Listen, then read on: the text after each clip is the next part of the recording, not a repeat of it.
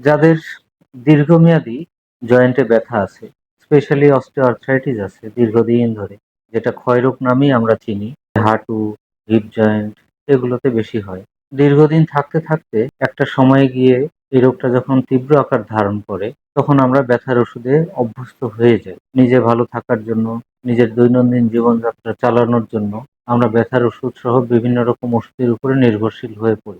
একটা সময় আসে যখন এত বেশি পরিমাণে ক্ষয় হয়ে যায় যে ওষুধ আপনাকে নিরাময় দিতে পারছে না। তখন আমরা কি করতে পারি? আধুনিক পদ্ধতি হচ্ছে অপারেশনের মাধ্যমে ওই জয়েন্টটা পরিবর্তন করে ফেলা। আপনার অপারেশনের পরে ব্যথার প্রকোপ কমে যাবে। ব্যথার ওষুধ ছাড়াই আপনি পরবর্তীতে চলাফেরা করতে পারবেন। দৈনন্দিন জীবনযাত্রা চালিয়ে যেতে পারবেন।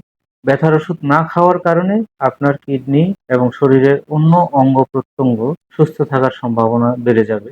একটা নির্দিষ্ট সময় পর্যন্ত ওই জয়েন্টের মেয়াদ যতদিন, ততদিন আপনি সুন্দরভাবে চলাফেরা করতে পারবেন। এই রোগটি যখন বহুদূর অগ্রসর হয়ে যাবে, ব্যথার ওষুধ ছাড়া আপনি ভালো থাকবেন না, তখন জয়েন্ট পরিবর্তন করে নিয়ে ব্যথার ওষুধ থেকে মুক্ত থাকাটাই আপনার একটা সঠিক সিদ্ধান্ত হবে।